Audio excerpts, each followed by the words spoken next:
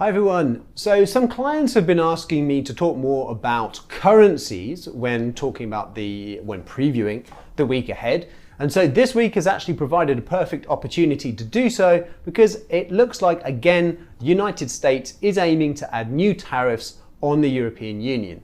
So then the first question, of course, becomes how might this affect the euro-dollar currency pair? For me, the second question is, why on earth would you want the people of your country to pay more for olives, gin, and cheese, and beer even? I mean, especially cheese. I thought Trump wanted to make America great again.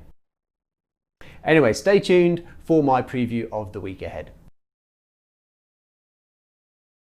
Let me give you my top 5 factors to watch this week. So first on the list is testimony from Fed Chair Jerome Powell and Treasury Secretary Steve Mnuchin. Now, they're both talking about the US government response to the coronavirus. They're talking to the Congress about this. Now, Powell has already recently spoken. Mnuchin is often making comments. So this, in theory, shouldn't disturb markets too much. But obviously, it's an official setting. Still, investors will be paying attention to what's being said.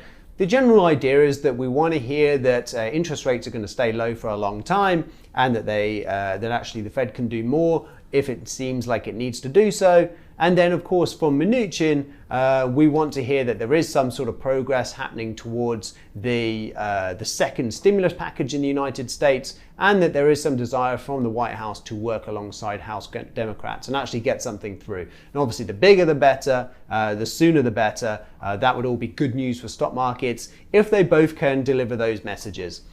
If there is some sort of wavering, some sort of upset there, something unexpected, that could potentially be a risk to riskier assets like stock markets and precious metals and riskier currencies like the Aussie, all the things that are baking in a recovering economy. Number 2 on the list is NFP, of course, non-farm payrolls. So the expectation is that 3 million new American jobs will be created in June or have been created in June. And so then that compares favorably with the 2.5 million that were created in May. And so obviously that's a good upward trend in terms of job creation. And it just further would show the message that April was the absolute fallout. Things were as bad as it got then, and we're not going to return to anything as bad as that. And it's just improvement from there.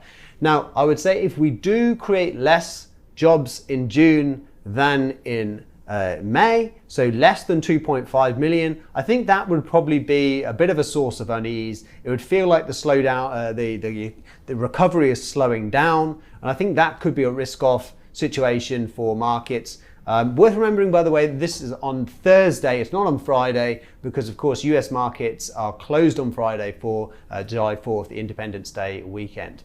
Next up is FOMC minutes. Now, these are actually probably going to be pretty stale. Again, we were just talking about how the Fed Chair Jerome Powell is going to be speaking before these are even released. But the last meeting did cause some upset. The Fed were almost too dovish, if you like, and they spooked markets. And actually, we haven't really recovered since because investors took it away from the Fed that they were so dovish that interest rates are going to be kept low for so long that actually, wow, this economy is not going to recover as quickly as we kind of thought, and investors turned a little bit fearful after that. So it would be interesting to hear what the Fed had to say during that meeting and whether any other policy options were touted or whether there were any doubts about this decision to add that forward guidance.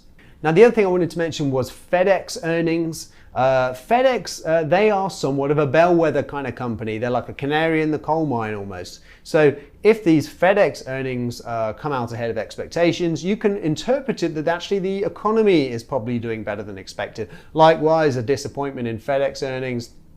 And it doesn't necessarily need to be a fallout for the markets, but it would be a bit of negative news.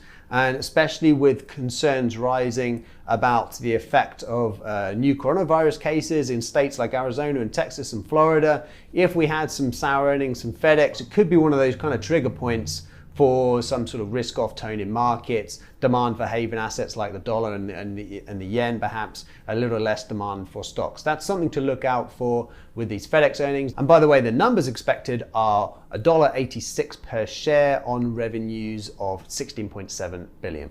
Now, last but not least is this EU-US trade spat. Now, I wanted to first just go through a little reminder, I guess, on how, in theory, tariffs should affect exchange rates. So number one is that tariffs are inflationary for the country who imposes the tariffs. Obviously, consumers are not even just paying the price now, but they're paying the price plus the tariff. It just means they're paying a higher price. And so price is moving up.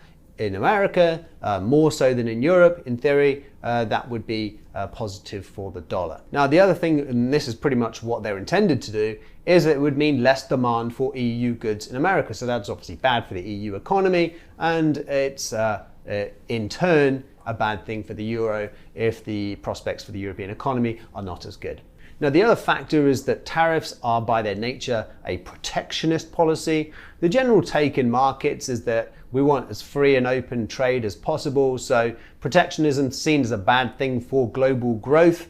And so in a global growth slowing down environment, Europe you would expect to do worse than the United States. The United States is a little bit more self-sufficient in terms of its GDP. Europe relies a lot more on exports. And then just the other obvious factor here is that a trade war between the EU and the US would probably be a bad and fearful thing to occur for financial markets, and the dollar is a haven asset. So in that fact, the dollar would do well and the euro wouldn't. So pretty much any way you shake this, this would be tariffs, in theory, in the United States on European goods are a bad thing for the euro. Now, obviously that depends on the response in Europe. If they go tit for tat, then actually it's just a net negative for everyone, and probably more of a negative thing for markets than if we're just looking at a one-way sided thing from the US onto Europe. I think it's important though on this occasion to remember the wider context. So we're talking about $3.1 billion worth of tariffs on EU goods,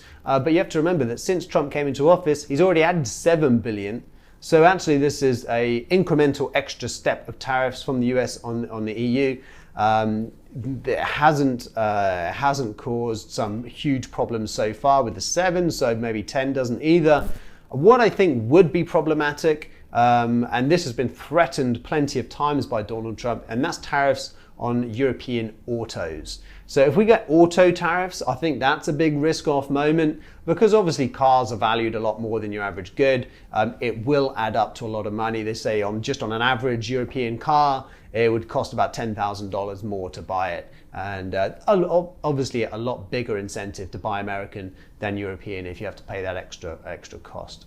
So I think the takeaway is that actually the euro is pulling back at the moment. This has been a bit of a headwind, but there are other factors out there. The EU Recovery Fund, for example, massively loose policies from the Federal Reserve that are devaluing the dollar. I think these factors are bigger than this trade story, and so that ultimately leads to a higher euro. But of course, if we get those auto tariffs, that will be a drag. That could change the picture. So look out for all these factors above. But for the time being, I think this is a weight on the euro, but other factors probably outweigh.